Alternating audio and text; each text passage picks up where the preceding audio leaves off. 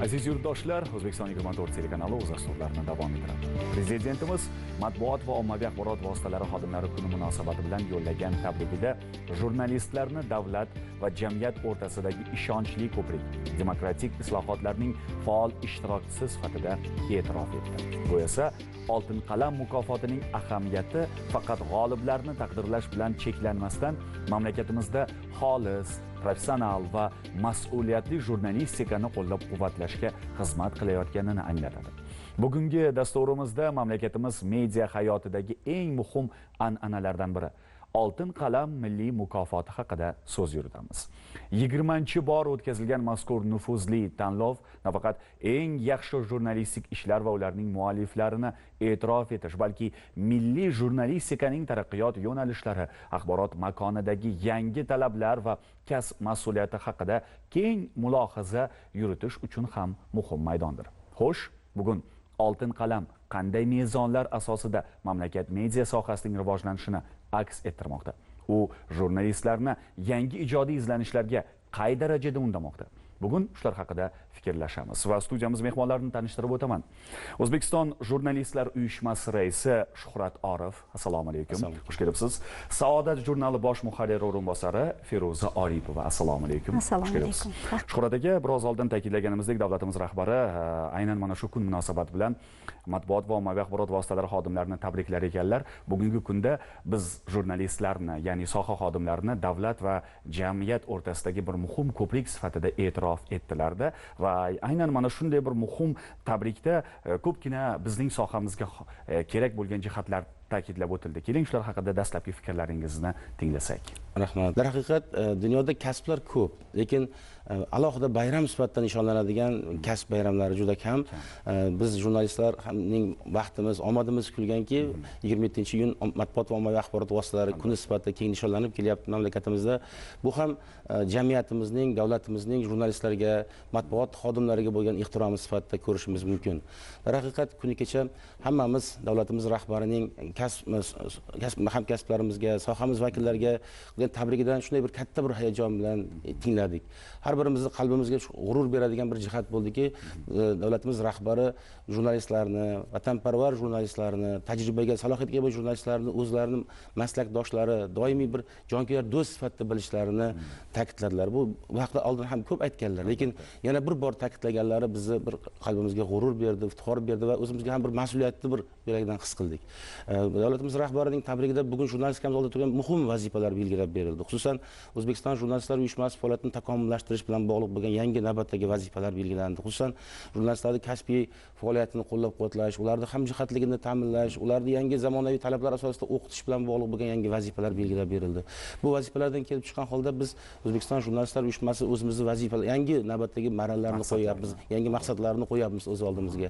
Va yana bir muhim jihati, davlatimiz rahbarining tabriklarida jurnalistlarning jamiyatdagi o'rni ortib borayotganligi ta'kidlandi. Buni biz birgina mana kuni kecha o'tkazilgan o'sha kasb bayrami munosabati o'tkazilgan bayram tadbirida, xususan Oltin qalam 20-milliy mukofotining xalqaro tanlovining taqdirlash marosimida ko'rdik. Jurnalistlarimiz kayfiyatida ko'rdik.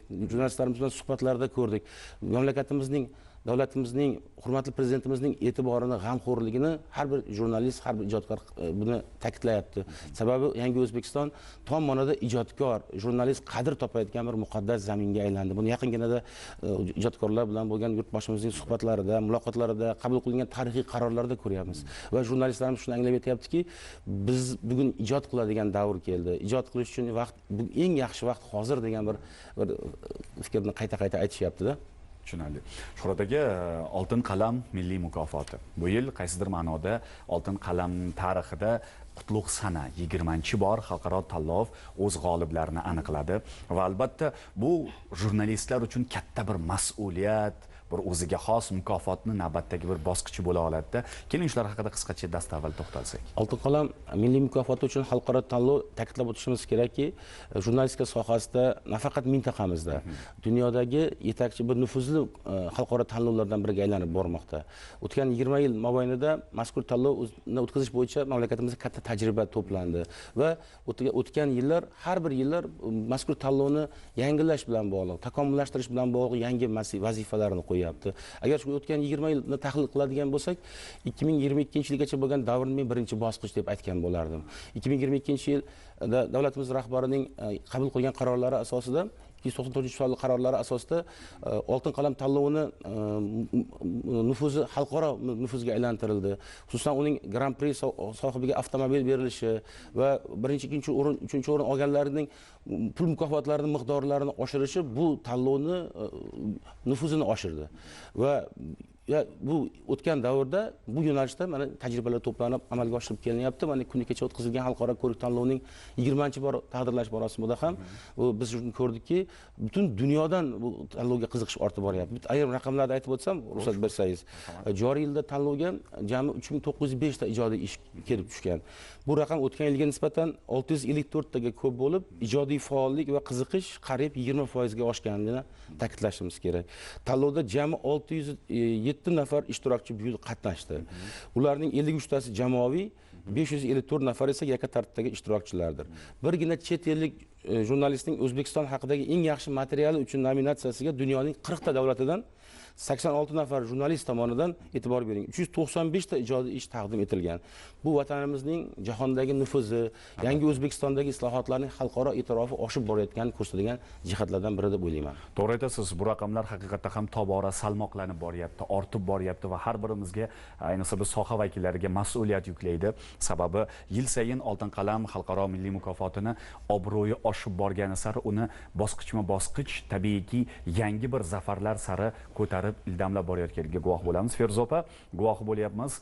Bugungi kunda davlatimiz rahbari boshchiligida bizning sohamizga alohida e'tibor qaratilyapti va buning natijasida siz kabi soha fidoyilari yangi bir imkoniyatlarga ega bo'lishyapti-da. Keling shular haqida dastavval marhamat. Rahmat. Darhaqiqat davlatimiz rahbarining biz soha vakillariga bo'lgan e'tibori bizning faoliyatimizda o'ziga xos o'rin topmoqda.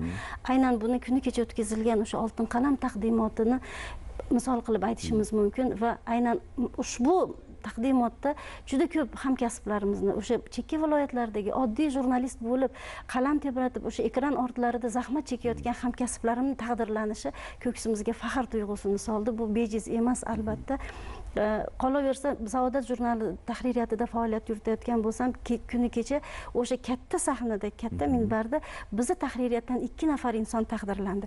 Buni biri 24 yildan beri Saodat jurnalida musahhih bo'lib ishlovchi Mahsuma opa Ergasheva shuhrat medali bilan taqdirlangan bo'lsa, men Oltin qalamni xotin-qizlar faoliyatining yo'nalishida taqdirlandim. Bu bizni rahmat, bu bizni tahririyatga bo'lgan, jurnalistga bo'lgan, ayolga bo'lgan ehtiromni yuksak namunasi deb bilaman.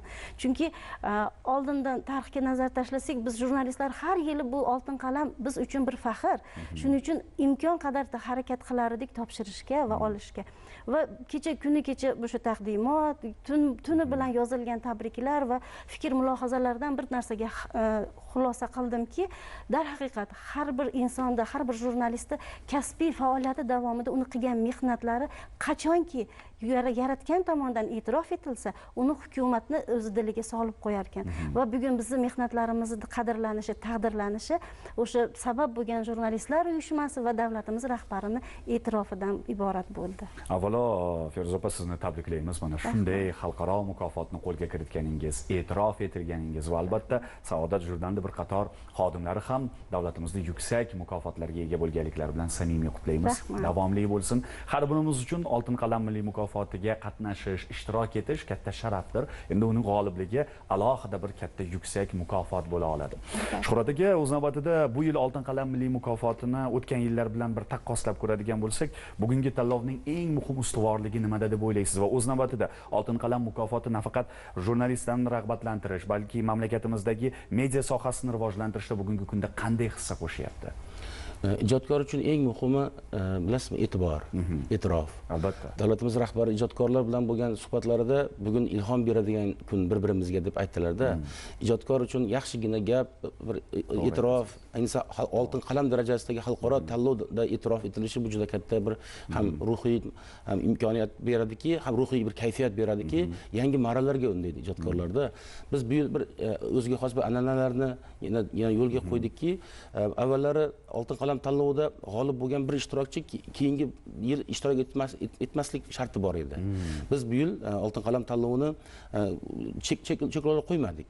Agar oldin g'olib bo'lgan bo'lsa, ijodkor bo'lsa, yana qatnashishi mumkin, yana g'olib bo'lishi mumkinligi haqidagi bir qismini, shunday qismini qoldirdik va biz bu narsa yangi narsa bo'ldi deb o'ylayman. Bu birinchi jihati. Ikkinchi bir jihati bo'ldi, agar oltin qalam ko'rik tanlovini hay'atiga hujjatlar taqdim etmagan, lekin ijtimoiy tarmoqlarda yaxshigina ovozi bo'lgan, e'tirof, jamoatchilik e'tirofiga sazovor bo'lgan ijodkorlarni ham hakamlar hay'ati baholash imkoniyati berildi.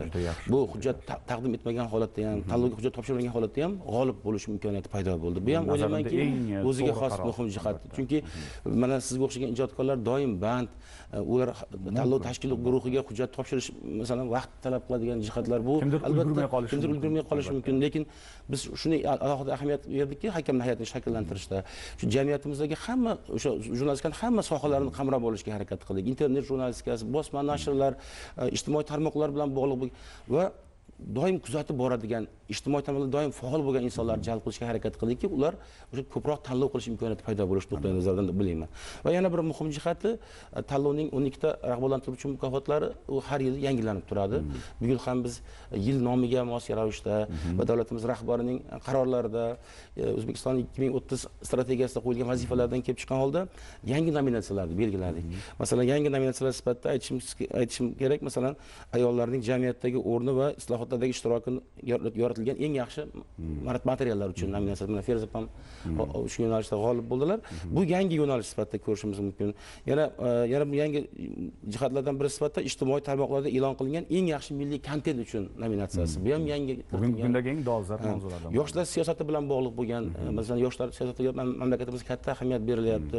Shuning uchun biz bu masalada yoritilayotgan jurnalistlarni ham rag'batlantirishimiz kerak degan jihatdan yoshlar bilan bog'liq oldik. Mana mahallalarni rivojlantirish borasida islohotlarni yoritayotgan material, eng yaxshi materiallar degan nominatsiya e'lon qildik. Bularning hammasi zamon ruhiga mos va mamlakatimizga kechayotgan islohotlar ruhiga mos. Va bu yangi nominatsiyalarning bo'lishi o'ylaymanki, jurnalistlarimizga yangi imkoniyatlar berdi. Deylik, mana shu yil doirasida amalga oshayotgan jarayonlarni yoritishda jurnalistlarimiz faol ishtirok etyaptilar-da va yana ham faol bo'lishga undadi deb o'ylayman bu jihatlar. Shu jihatlar bilan oltin qalam tanlovi bu yilgi tanlovda ko'p yangiliklar bo'ldi. Yana bir muhim jihatlar bo'ldi. Biz tanlovni takomillashtirish bilan bog'liq bo'lgan takliflarni o'rgandik.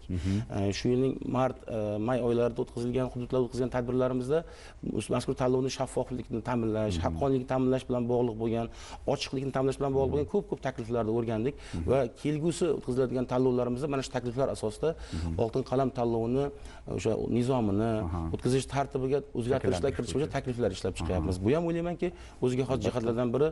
Jamoatchilik fikri biz uchun muhim va buni balki kelgusi yillarda boshqacharoq shaklda o'tkazish imkoniyatlari bor. Aytaylik, elektron shaklda deylik, misol uchun butun dunyodagi tajribalarni o'rgangan holda takliflar ishlab chiqishni reja qilyapmiz. Rahmat Shuhrat aka, albatta o'rinli mulohaza bo'ldi. Haqiqatda ham bugun biz jamoatchilik fikrini tinglashimiz, ularga quloq tutishimiz, ularning takliflarini o'rganishimiz lozim. Chunki zamon rivojlanib boryapti. Feruza opa hozir Shuhrat akam gaplarida haqiqatda ham bir jihatga e'tibor qaratdilar.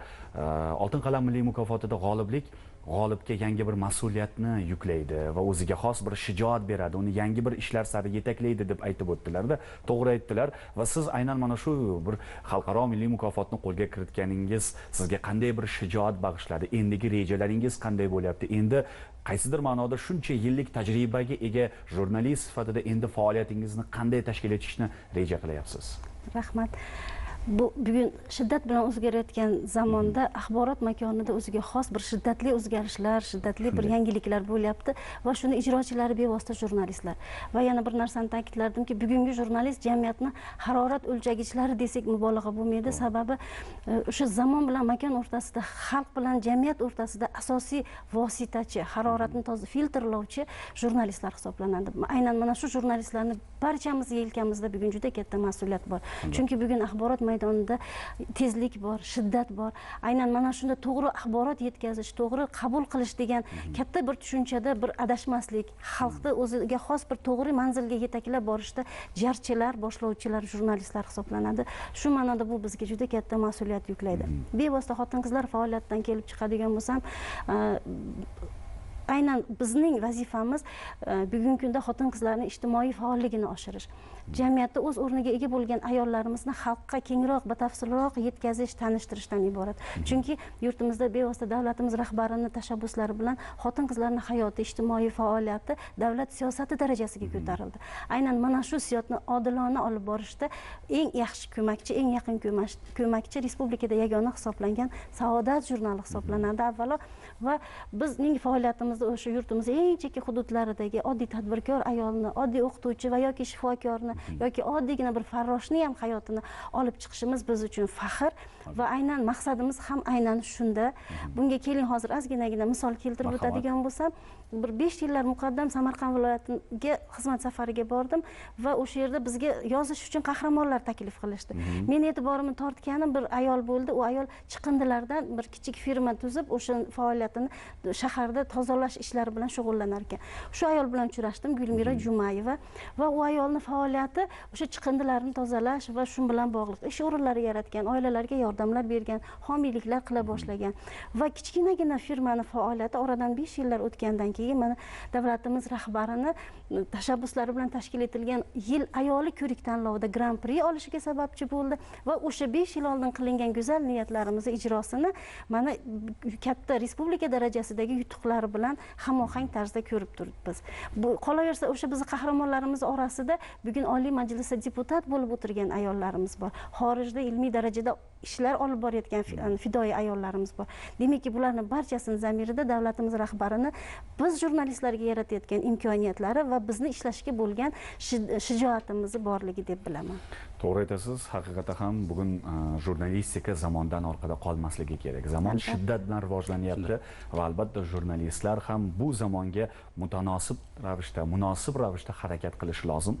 Shuhrat aka, bejizga biz o'sha zamonning rivojlanishi haqida so'z ochmadik. Raqamli jurnalistika va ijtimoiy tarmoqlar davrida Oltin qalam tanlovining baholash mezonlari bugun qanday o'zgarish davrida va o'z-o'zidan bugun tanlovda qaysi mavzularga bag'ishlangan materiallarga asosiy e'tibor qaratilyapti? Shular haqida, ya'ni bugun baholash tizimi haqida biroz oldin qisqacha to'xtaldingiz. Keling shu jihatga sal kengroq to'xtalsak.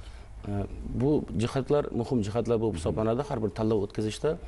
Chunki har bir aytganingizdek, har bir kunimiz, har bir yil biz oldimizga muhim masalalar qo'yapti, muhim vazifalar qo'yapti. Shu nuqtai nazardan biz boya aytib o'tganimdek, hakamlar hayotini ijtimoiy tarmoqlarda faol bo'lgan, jamiyatimizda faol bo'lgan insonlardan shakllantirishga harakat qildikki, bu insonlar doimiy ravishda jamiyatimizdagi islohotlarni kuzatib boryapti, faol jurnalistlarni kuzatib boryapti. Bu birinchi jihati. Ijtimoiy tarmoqlardagi jamoatchilik fikrini o'rganib boryapti.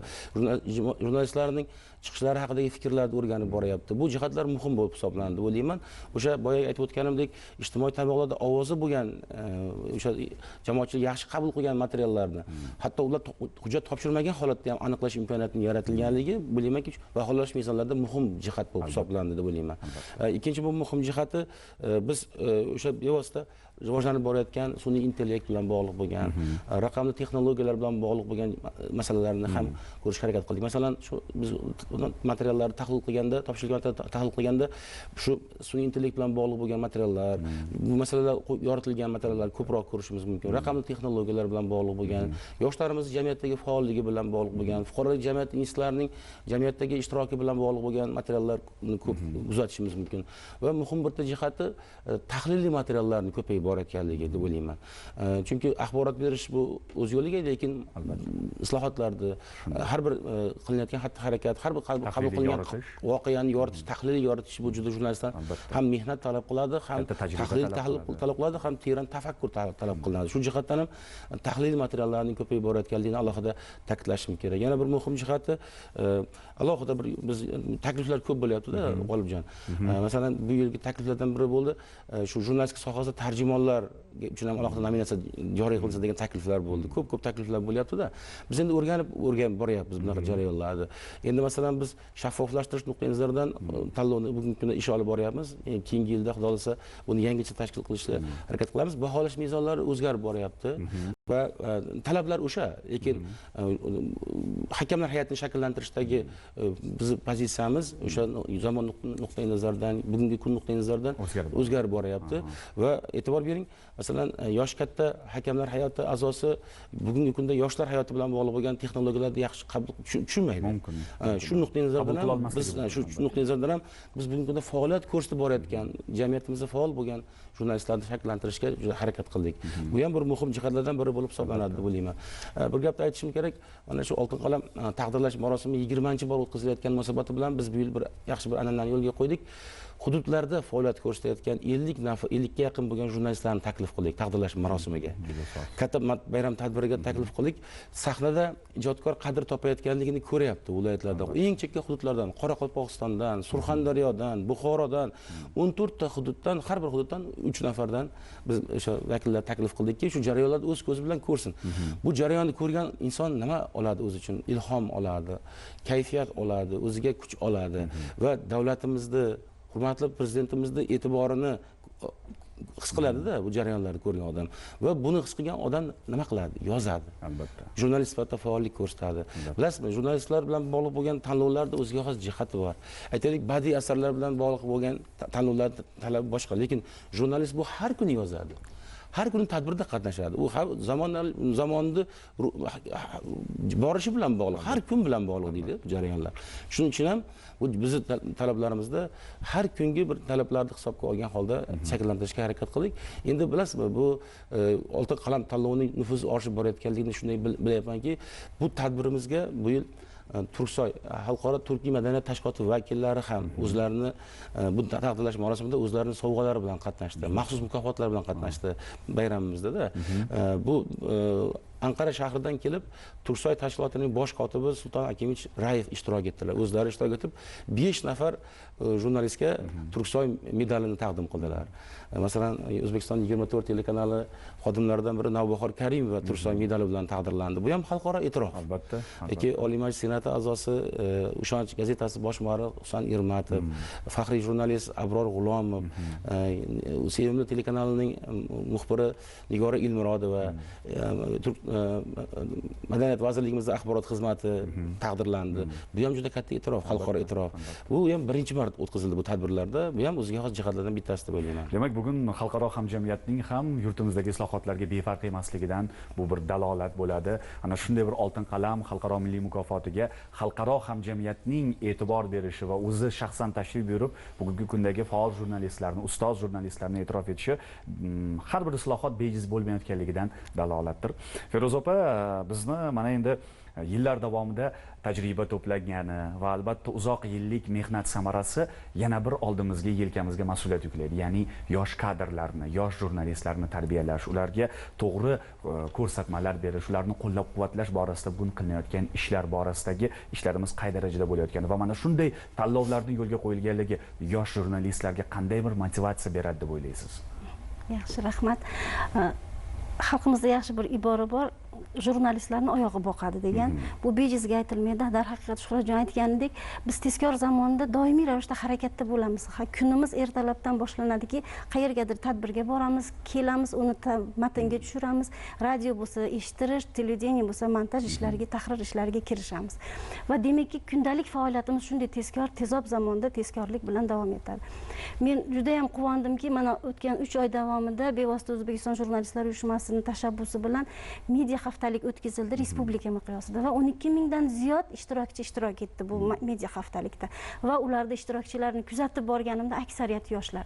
Bu juda katta motivatsiya bo'ldi yoshlarimizga. Chunki bir ikkita Andijondagi shogirdlarim telefon qildida, o'zimiz bilan ovora bo'lib, har kuni ish, oila bilan harakatdan to'xtab qolmaymizda, bir-birimiz bilan do'stlar uchrashishga ham fursatimiz bo'lmas edi. Bizi media haftalik zo'r bo'ldiki, qancha insonlar bilan uchrashdik va kuni kecha bo'lib o'tgan tadbir yakunida men o'sha talabalik yillarimda ko'rgan, birga o'qigan olis Qoraqalpoq diyoridan kelgan dugonalarni-yu boshqalarni ko'rdim, ular bilan uchrashdim. Demak, aynan mana shunday tanlovlarni o'tkazilishi, mana shunday tadbirlarni tashkil etilishi jurnalistga juda katta ehtirom va e'tibor natijasi bo'ladi. Chunki bunday bizga mana shunday e'tibor yanada yaxshiroq yozishimizga, o'zimizga kayfiyat bo'ladi va xotirjamlik, halovat beradi. Chunki jurnalist o'zimiz ayollardan kelib chiqadigan bo'lsam, o'sha qozonini boshida ham ssenariysini o'ylaydi, bolasini uxlatayotganda ham ertangi rejasini tuzadi. Hamisha o'sha davr shiddatkor zamon bilan hamnafas yuradi va bu ishlarni ortida bo'layotgan davlatimiz rahbarining bevosita tashabbuslari bilan, uyushmani harakatlari bilan bo'layotgan har bir ishning samarasi albatta bizga bo'lgan e'tibor, bizga bo'lgan ehtiromda namunasi deb bilaman. Mana hozir media haftaliklar haqida gapirib o'tdilar. Shu kontent tayyorlash markazi tashabbusi bilan O'zbekiston Jurnalistlar uyushmasi, Yoshlar ishlari agentligi bilan birga o'tkazilgan shu 14 ta o'tkazilgan media haftaliklar jurnalistikamizdagi yangi bir bosqich sifatida qarashimiz mumkin-da. 12 ming insonni qatnashganligi bu juda katta raqam. Shu hududlarda o'tkazilgan 9 hududda o'tkazilgan media haftalikda o'zim shaxsan qatnashdim. Shu jarayonlarda borib ko'rdimki, hatto 70 yoshdan oshgan faxriy jurnalistlarimiz ham biz media haftalikda qatnashamiz, bizga bu yangi bilimlar kerak deb qatnashayotganliklarini ko'rdimda va bitta jihatni o'zim uchun kashf qildimki, bugun jurnalistikamizda avlodlar almashinuvi jarayoni faol kechayapti-da. Tumanlarda gazetalari, viloyat gazetalarini boshqarayotgan ustozlarimizning ko'pi 60 yoshdan oshgan insonlar va biz o'zimiz uchun ham yangi vazifalar qo'yapmizki, yangi avlodni tarbiyalash. Jurnalistikamizni yangi avlodni tarbiyalash muhim vazifa ekanligini bildik va davlatimiz rahbarini tabriklarida ham bu masala muhim sifatida ko'tarilgan. Endi bu jarayonlarda biz nima berdik? Bilim berdik, tajriba berdik. Mana hozir siz aytayotgan jihatlarni o'qitishga harakat qildik, o'rgatishga harakat qildik. Chunki bilim doim kerak. Bugungi kun jurnalistning ichidagi oldida turgan eng muhim vazifa, men o'ylayman, bu ijtimoiy mas'uliyat. Biz jamiyatimizda ijodkor sifatida, jurnalist sifatida o'zimizni o'rnimizni bilishimiz kerak. Va biz shu jarayonlarda shunchaki kuzatuvchi sifatida emas, bu jarayonlarda ishtirokchisi va faol ishtirokchisi sifatida namoyon bo'lishimiz kerak. O'zbekiston Jurnalistlar uyushmasining oldida turgan eng muhim vazifalardan biri jurnalistlar hamjamiyatini birdamligini ta'minlash, ularda faolligini oshirish. Bugun hurmatli prezidentimiz jamiyatimizni o'zgartirdilar islohotlar orqali. Odamlar o'zgaryapti, jamiyatimiz o'zgaryapti, jurnalistikamiz ham o'zgarishi kerak. Jurnalistlar uyushmasi ham o'zgarishi kerak degan bir g'oyalarni ilgari suryapmiz. Yaqinginada O'zbekiston Jurnalistlar uyushmasining 7-konferensiyasi o'tkazildi va shu yerda O'zbekiston Jurnalistlar uyushmasining yangilash konsepsiyasini biz qabul qildik. Mana shu konsepsiyaning mohiyatida shu siz aytayotgan yangi jurnalistikaning yo'nalishlari, sun'iy intellekt bilan bog'liq bo'lgan, data jurnalistika bilan bog'liq bo'lgan ko'p masalalar o'rin olgan. Bu jihatlarda hammasi o'ylaymanki, bu jurnalistlar uyushmasini, jurnalistlarimizni o'zgarishi shart degan bir qoida asosiga tayanadi va bu jarayonlar uzluksiz jarayon deb o'ylayman. Bu jarayonlarda faol qatnashishga harakat qilamiz. Fursatdan foydalanib, yaqinginada davlatimiz rahbarini farmonlari bilan mukofotlangan, davlatimizning yuksak orden mukofotlari bilan, orden medallari bilan mukofotlangan hamkasblarimizda 36 nafar hamkasbimiz bu yil e'tirof topdi. Ular orasida bloger ham, bloger buvijonimiz ham bor. Zuhra buvi ijtimoiy tarmoqlarda juda faol va turli yo'nalishlardagi nashriyotlardan bor, musahhihlar bor, e'tibor topayotganligini ko'ryapmiz-da va oltin qalam sohibi bo'lgan hamkasblarimizni ham tabriklayman. Bu bayram har birimizga, bu jurnalistlarimizni alohida e'tirof, jamiyatimizni bir e'tirofi, bizga qo'ygan, bizga bergan e'tirofi va yurtboshimizni tabriklar yo'llashi har bayramimizda bir guruh jurnalistlarning mukofotlanishi bu dunyoning hamma mamlakatda bo'layotgan voqea emas. Buni biz qadrga yetishimiz kerak va hamkasblarimiz fursatdan foydalanib tabriklayman O'zbekiston Jurnalistlar uyushmasi nomidan. Ijtimoiy mas'uliyat biz uchun eng muhimi deb o'ylayman. Albatta. To'g'ri aytasiz. Bugun biz eng muhimi xolislik sari qadam tashlashimiz kerak, xolis bo'lishimiz, har bir jarayonni, har ikkala tomon vaziyatni o'rganishimiz, bunga o'zimizni xolis fikrimizni taqdim eta olishimiz kerak. Nazarimda, bugungi rivojlangan internet zamonida gazeta va jurnallar va o'z navbatida ko'plab o'sha tahliliy maqolalar bilan o'zini munosib javobini bera olish kerak deb o'ylayman. Chunki axborot asrida axborotga tezkorlik zarur, lekin tahliliy jarayonlar, tahliliy yondashuv va tahliliy materiallar bunga munosib javob bo'la oladi. Va albatta jamoatchilik ishonchini qozonish deymizmi yoki bo'lmasa sohaga bo'lgan fidoyilik deymizmi, har bir jihatga alohida e'tibor bilan yondashishimiz kerak. Shuhrat aka, siz albatta to'g'ri jihatlarga e'tibor qaratdingiz. Feruza opa, keling, bugungi mavzu yuzasidan xulosaviy fikrlaringiz va albatta hamkasblarni tabriklash imkoniyatini ham sizga taqdim etsak. Shuhrat akam tabrikladilar. Keling, siz ham ushbu fursatdan foydalanishingiz mumkin. Rahmat. Fursatdan foydalanib barcha yurtdoshlarimizni va yurtdoshlarimizni quvonchlarini, tashvishlarini, shirin bir oilaviy yutuqlarini keng ommaga yoritayotgan, ularga fidoyilik qilayotgan hamkasblarimizni, jurnalistlarimizni chin dildan tabriklayman. Ularning qalamlari hamisha o'tkir bo'lsin. So'z zargarlari igna bilan quduq qazigandek mehnat faoliyat ko'rsatadi va aynan mana kuni kecha nishonlanganidek o'ziga xos bir katta yutuqlarga erishadi, katta nufuzlarga erishadi mehnatlari samarasida va mana shunday yutuqlar har bir hamkasbimizni quvontirsin, nasib bo'lsin ularga ham. Bayram barcha yurtdoshlarimizga muborak bo'lsin. Ochig'i sizdek ustozlarni, sohada uzoq yillardan beri mehnat qilayotgan soha fidoyilarini bugun studiyamizda ko'rganimdan juda ham xursandman. Bayram muborak bo'lsin. Oltin qalam milliy mukofoti muborak bo'lsin va kelgusi suhbatlarimizda sizning ko'ksingizda davlatimizning yuksak mukofotlari bo'lishini va albatta davlatimiz rahbari boshchiligida har bir qilgan mehnatingiz e'tirof etilishini, munosib rag'batlantirishini tilakdoshiman. Katta rahmat, hurmatli teletomoshabinlar. Bugungi suhbat jarayonida siz ham bir olam o'zingizga xulosalarga ega bo'ldingiz va sohada amalga oshirilayotgan islohotlarga alohida e'tibor qildingiz va buni tingladingiz. Xususan Oltin qalam xalqaro milliy mukofoti bo'yicha bugungi kunda qilinayotgan ishlarga ham biz to'xtalib o'tdik va hali sohada ko'plab yangiliklarga qo'l uramiz. Bizning maqsadimiz xolislik va albatta barcha jihatga e'tibor bilan yondash. Har doim sizning xizmatingizdamiz. Bizni kuzatishda davom eting. Telekanallar orqali bo'ladimi, gazeta va jurnallar orqali bo'ladimi yoki bizni faoliyatimizni blogerlar safida kuzatasizmi? Albatta barchamiz siz uchun xizmatga tayyormiz. E'tibor uchun rahmat, tashrif uchun va albatta mazmunli suhbat uchun bugungi studiyamiz mehmonlariga minnatdorlik bildiramiz. O'zbekiston Jurnalistlar uyushmasi raisi Shuhrat Orif va Saodat jurnali bosh muharriri o'rinbosari Feruza Oripova studiyamizga mehmon bo'lishdi. Katta rahmat. O'zbekiston 24 telekanalini kuzatib boring, dasturlarimiz davom etadi.